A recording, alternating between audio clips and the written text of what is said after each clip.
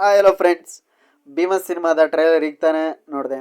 Trailer ನೋಡಿದಾಗ ತುಂಬ ಚೆನ್ನಾಗಿದೆ. ಪ್ರತಿಯೊಂದು ಫ್ರೇಮ್ ಕೂಡ ಒಂದೊಳ್ಳೆ ಕ್ವಾಲಿಟಿನ ಮೇಂಟೈನ್ ಮಾಡಿದ್ದಾರೆ ಅಂತಲೇ ಹೇಳ್ಬೋದು. ಸಲಗದ ಸಿನಿಮಾಗಿಂತ ಈ ಸಿನಿಮಾದಲ್ಲಿ ಬೇರೆ ಲೆವೆಲಲ್ಲಿ ಎಡಿಟಿಂಗ್ ಪ್ಯಾಟರ್ನ್ ಮತ್ತು ಒಂದೊಳ್ಳೆ ಫ್ರೇಮ್ನ ಇದೆ ಅಂತಲೇ ಹೇಳ್ಬೋದು, ತುಂಬ ಚೆನ್ನಾಗಿ. ಮತ್ತು ಈ ಒಂದು ಟ್ರೈಲರ್ನ ನೋಡಿದಾಗೆ ನನಗನ್ಸಿದ್ದು ಈ ಒಂದು ಸಿನಿಮಾದ ಕತೆ ಹೇಗಿರ್ಬೋದು ಅಂತ ನನ್ನ ಅನಾಲಿಸ್ ಪ್ರಕಾರ ಬ್ರೇಕ್ ಡೌನ್ ಮಾಡೋದಾದರೆ, ಇದೊಂದು ಭೀಮಾ ಸಿನಿಮಾ ನಡೆಯೋದು ಬೆಂಗಳೂರಿನ ಒಂದು ಏರಿಯಾದಲ್ಲಿ, ಒಂದು ಸ್ಲಮ್ ಏರಿಯಾದಲ್ಲಿ ನಡೆಯುತ್ತೆ ಅಂತಲೇ ಹೇಳ್ಬೋದು. ಮೇಜರಾಗಿ ಈ ಒಂದು ಸಿನಿಮಾದಲ್ಲಿ ಈ ಒಂದು ಸಿನಿಮಾಗೆ ಬಂಡವಾಳ ಹೂಡಿದವರು ಕೃಷ್ಣ ಕ್ರಿಯೇಷನ್ ಅಂದರೆ ಕೃಷ್ಣ ಸಾರ್ಥಕ್ ಅವರು. ಮತ್ತು ಈ ಒಂದು ಸಿನಿಮಾದಲ್ಲಿ ತುಂಬ ಜನ ಹುಡುಗರು ಮತ್ತು ಈ ರೀತಿಯಲ್ಲಿ ಏರಿಯಾ ಗ್ಯಾಂಗು ಈ ರೀತಿ ವಾರ್ಗಳನ್ನ ತೋರಿಸಿದ್ದಾರೆ. ಮತ್ತು ಜಗದೀಶ್ ಗೌಡ ಮತ್ತು ಕೃಷ್ಣ ಸಾರ್ಥಕ್ ಅವರು ಇಬ್ಬರು ಕೂಡ ಭೀಮಾ ಸಿನಿಮಾಗೆ ದುಡ್ಡು ಹಾಕಿದ್ದಾರೆ ಅಂತಲೇ ಹೇಳ್ಬೋದು. ಹೀಗಾಗಿ ಒಂದೊಳ್ಳೆ ಕ್ವಾಲಿಟಿನ ಮೇಂಟೈನ್ ಮಾಡಿದ್ದಾರೆ ಅಂತಲೇ ಹೇಳ್ಬೋದು. ಮತ್ತು ಭೀಮಾ ಸಿನಿಮಾದ ಈ ಒಂದು ವಿಲನ್ ಆಗಿರೋರು ಡ್ರ್ಯಾಗನ್ ಮಂಜು. ಸೊ ಹೀಗಾಗಿ ಭೀಮಾ ಮತ್ತು ಡ್ರ್ಯಾಗನ್ ನಡೆಯುವಂಥ ಟಕ್ ಆಫ್ ವಾರ್ ಯಾವ ರೀತಿ ಇರುತ್ತೆ ಅಂತ ನಾವು ಸಿನಿಮಾದಲ್ಲೇ ನೋಡಬೇಕಾಗಿದೆ. ಮತ್ತು ಸಿನಿಮಾದ ಕತೆ ಕಡೆ ಬರೋದಾದರೆ, ನಾನು ಮೊದಲೇ ಹೇಳ್ದಾಗೆ ಭೀಮಾ ಒಂದು ಏರಿಯಾದಲ್ಲಿ ತನ್ನ ಗ್ಯಾಂಗ್ ಕಟ್ಕೊಂಡು ಹುಡುಗರು ಗ್ಯಾಂಗ್ ಕಟ್ಕೊಂಡು ಅವನ ಪಾಡಿಗೆ ಅವನು ಏರಿಯಾದಲ್ಲಿ ಅಂದರೆ ಇರ್ತಾನೆ. ಅವನ ಪಾಡಿಗೆ ಯಾರ ತಂಟೆಗೆ ಹೋಗ್ತಾನೆ ಅವನ ಏರಿಯಾದಲ್ಲಿ ಅವನ ಪಾಡಿಗೆ ಇರ್ತಾನೆ ಅಂತಲೇ ಹೇಳ್ಬೋದು. ಸೊ ಇಂಥ ಸಂದರ್ಭದಲ್ಲಿ ಅವನ ಪಾಡಿಗೆ ಅವನು ಇರೋವಂಥ ಸಂದರ್ಭದಲ್ಲಿ ಡ್ರ್ಯಾಗನ್ ಮಂಜು ಅವರು ಯಾವುದೋ ಒಂದು ವಿಷಯಕ್ಕೆ ಅವನು ಮತ್ತು ಭೀಮನ್ ನಡುವೆ ವಾರ ಆಗುತ್ತೆ, ಯಾವುದೋ ಒಂದು ಕಿರಿಕೆ ಆಗುತ್ತೆ ಅಂತಲೇ ಹೇಳ್ಬೋದು. ಸೊ ಅದಾದ ನಂತರ ಯಾವ ರೀತಿ ಏನೇನು ಘಟನೆಗಳು ನಡೆದವು ಅಂತಲೇ ಹೇಳ್ಬೋದು. ಈ ಡ್ರ್ಯಾಗನ್ ಮಂಜು ಅವ್ರದ್ದು ಇದರಲ್ಲಿ ಮೇನ್ ವಿಲನ್ ಆಗಿರೋವಂಥ ಕ್ಯಾರೆಕ್ಟರ್ ಆಗಿದೆ. ಸೊ ಹೀಗಾಗಿ ಡ್ರ್ಯಾಗನ್ ಮಂಜು ಮತ್ತು ಭೀಮನ್ ನಡುವೆ ಯಾವ ರೀತಿ ವಾರ್ ಇರುತ್ತೆ ಅಂತ ನಾವು ಸಿನಿಮಾದಲ್ಲೇ ನೋಡಬೇಕಾಗಿದೆ.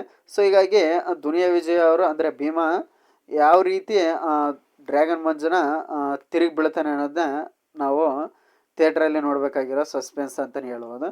ಮತ್ತು ಒಂದು ಸಿನಿಮಾದಲ್ಲಿ ಬರೋವಂಥ ಡೈಲಾಗು, ಈಗಿನ ಹುಡುಗರು ಬೆಂಕಿ ಪಟ್ಟಣ ಇದ್ದಾಗೆ ಒಂದು ಕಡ್ಡಿನ ಹಚ್ಚಿದ್ರೆ ಇಡೀ ಬೆಂಕಿ ಪಟ್ಟಣನೇ ಸುಟ್ಟೋಗುತ್ತೆ ಅನ್ನೋದು ತುಂಬ ಬೇರೆ ರೀತಿಯಲ್ಲಿ ಮಾರಲಿಕ್ ಆಗಿದೆ ಅಂತಲೇ ಹೇಳ್ಬೋದು. ಯಾಕೆಂದರೆ ಡೈಲಾಗ್ ರೈಟರು ಮಾಸ್ತಿ ಅವರು ಸಲಗದಲ್ಲೇ ಪ್ರೂವ್ ಮಾಡಿದ್ರು ಒಂದು ರಾನೆಸ್ ಆಗಿ ಡೈಲಾಗು, ಮತ್ತು ಕೆಲವೊಂದು ಡೈಲಾಗು ತುಂಬ ವೇಟೇಜ್ ಆಗಿ ಕೂಡ ಇದು ಅಂತಲೇ ಹೇಳ್ಬೋದು. ಸೊ ಹೀಗಾಗಿ ಇಲ್ಲೂ ಕೂಡ ಭೀಮಾ ಸಿನಿಮಾದಲ್ಲಿ ಡೈಲಾಗ್ಸ್ಗೇನು ಬರ ಇಲ್ಲ ಅಂತಲೇ ಹೇಳ್ಬೋದು. ಮತ್ತು ಡ್ರ್ಯಾಗನ್ ಮಂಜು ಅವರು ತಮ್ಮ ಆಗಿ ಕಾಕ್ರೋಚ್ ಸುದಿ ಅವರು ಮಾಡಿದ್ದಾರೆ, ಅಂದರೆ ಶುಂಠಿ ಆಗಿ ಅವ್ರ ಕ್ಯಾರೆಕ್ಟರ್ನ ಇಲ್ಲಿ ಮಾಡಿದ್ದಾರೆ. ನಾನು ಅನಲಿಸ್ ಪ್ರಕಾರ ಡ್ರ್ಯಾಗನ್ ಮಂಜು ಅವರು ಫಸ್ಟು ಭೀಮನ ಏರಿಯಾದಲ್ಲೇ ಇರ್ತಾರೆ, ಅಂದರೆ ಅವ್ರಿಗೂ ಇವ್ರಿಗೂ ಒಂದು ಒಳ್ಳೆ ಸಂಬಂಧ ರೀತಿಯಲ್ಲಿ ಒಂದೊಳ್ಳೆ ಏರಿಯಾದಲ್ಲಿ ಹುಡುಗರಿರ್ತಾರೆ. ಆದರೆ ಯಾವುದೋ ಒಂದು ಘಟನೆಯಿಂದ ಡ್ರ್ಯಾಗನ್ ಮಂಜು ಮತ್ತು ಭೀಮನ ನಡುವೆ ಒಂದು ವಾರ್ ಕ್ರಿಯೇಷನ್ ಆಗುತ್ತೆ. ಸೊ ಹಾಗಾಗಿ ಭೀಮ ಮತ್ತು ಡ್ರ್ಯಾಗನ್ ಮಂಜು ವಿರುದ್ಧ ಆಗ್ತಾರೆ. ಈಗ ಹೆಂಗೆ ನಾವು ಕೇಳಿರೋ ಹಾಗೆ ಮಹಾಭಾರತದಲ್ಲಿ ಕೇಳಿರೋ ಭೀಮ ಮತ್ತು ದುರ್ಯೋಧನ ನಡುವೆ ಯಾವ ರೀತಿ ವಾರ ಆಗುತ್ತೆ, ಸೊ ಆ ರೀತಿ ಭೀಮ ಮತ್ತು ಡ್ರ್ಯಾಗನ್ ಮಂಜು ನಡುವೆ ವಾರ ಆಗುತ್ತೆ. ಮತ್ತು ಈ ಒಂದು ಸಿನಿಮಾದಲ್ಲಿ ಖಡಕ್ ಪೊಲೀಸ್ ಆಫೀಸರ್ ಗಿರಿಜಾ ಅವರು ಆ್ಯಕ್ಟಿಂಗ್ ಮಾಡಿದ್ದಾರೆ, ಅಂದರೆ ಪ್ರಿಯಶತಮ್ ಅವರು ಗಿರಿಜಾ ಅನ್ನೋ ಕ್ಯಾರೆಕ್ಟರ್ ಅಂದರೆ ಪೊಲೀಸ್ ಕಾಪ್ನ ಕ್ಯಾರೆಕ್ಟರ್ ಮಾಡಿದ್ದಾರೆ. ಸೊ ಅವರು ಈ ಒಂದು ಭೀಮ ಮತ್ತು ಡ್ರ್ಯಾಗನ್ ಮಂಜುನ ಒಂದು ಅವಳಿ ತುಂಬಾ ಆಗ್ತಿರುತ್ತೆ ಏರಿಯಾದಲ್ಲಿ. ಸೊ ಹಾಗಾಗಿ ಬೇರೆ ಜನರಿಗೆ, ಸಾಮಾನ್ಯ ಜನರಿಗೆ ಅವರಿಂದ ತುಂಬ ಒಂದೊಳ್ಳೆ ನೋವಾಗ್ತಿರುತ್ತೆ. ಸೊ ಹಾಗಾಗಿ ತೊಂದರೆ ಆಗ್ತಿರುತ್ತೆ. ಅದನ್ನು ಯಾವ ರೀತಿ ನಿಲ್ಲಿಸ್ಬೇಕು ಅನ್ನೋದನ್ನು ಗಿರಿಜಾ ಅವರು ಟ್ರೈ ಮಾಡ್ತಿರ್ತಾರೆ. ಮತ್ತು ಈ ಒಂದು ಸಿನಿಮಾದಲ್ಲಿ ನೋಡಿದಾಗ ಈಗಿನ ಯುವಕರು ಯಾವ ರೀತಿ ಬೇರೆ ಬೇರೆ ಚಟಗಳಿಗೆ, ಮಾದಕ ವಸ್ತುಗಳಿಗೆ ಅವರು ವ್ಯಸನರಾಗಿದ್ದಾರೆ ಅನ್ನೋದನ್ನು ನಾವು ಕಾಣ್ಬೋದು. ಮತ್ತು ದೇಶಪಾಂಡೆ ಅವರು ದುನಿಯಾ ವಿಜಯ್ ಅವರು ಭೀಮನ ತಮ್ಮ ಆಗಿ ಭೀಮನ ಅಣ್ಣ ಆಗಿ ಕ್ಯಾರೆಕ್ಟರ್ನ ಮಾಡಿದ್ದಾರೆ. ಸೊ ಅಣ್ಣ ಮತ್ತು ತಮ್ಮಂದಿರ ನಡುವೆ ನಡೆಯುವಂಥ ಬಾಂಧವ್ಯ ಮತ್ತು ಎಲ್ಲ ಒಂದು ಅಂಶಗಳನ್ನು ಒಳಗೊಂಡಿರೋವಂಥ ಭೀಮಾ ಸಿನಿಮಾ ಇದಾಗಿದೆ. ಮೇಜರಾಗಿ ಈ ಒಂದು ಬೆಂಗಳೂರಿಗೆ ಡ್ರಗ್ಸು ಈ ರೀತಿ ಸಪ್ಲೈ ಮಾಡ್ತಿರೋದು ಅಂದರೆ ಶುಂಠಿ ಮತ್ತು ಅವ್ರ ಅಣ್ಣ ಆದಂಥ ಡ್ರ್ಯಾಗನ್ ಮಂಜು ಆಗಿರ್ತಾರೆ. ಸೊ ಯಾವುದೋ ಒಂದು ಕಾರಣಕ್ಕೆ ಭೀಮನ ಕೆಣಕ್ತಾರೆ. ಆ ಕೆಣಕಿದಂಥ ಸಂದರ್ಭದಲ್ಲಿ ಅವನನ್ನು ಎದುರಿಸೋಂತ ಹೋಗಿರೋಂಥ ಭೀಮ ನಂತರ ಈ ಎಲ್ಲ ಅಂಶಗಳನ್ನು, ಅಂದರೆ ಇದ್ರ ಹಿಂದೆ ಏನೇನಿದೆ ಅನ್ನೋದನ್ನ ತಿಳ್ಕೊಂಡಾಗ ಇದನ್ನು ಎಲ್ಲನೂ ಇಲ್ಲಿಗೆ ಸ್ಟಾಪ್ ಮಾಡಬೇಕು ಮತ್ತು ಇದನ್ನು ಇಲ್ಲಿಗೆ ಮುಕ್ತಿಗೊಳಿಸ್ಬೇಕು ಅನ್ನೋದ ಒಂದು ದಿಟ್ಟ ನಿರ್ಧಾರ ಭೀಮ ಕೈಗೊಳ್ತಾನೆ.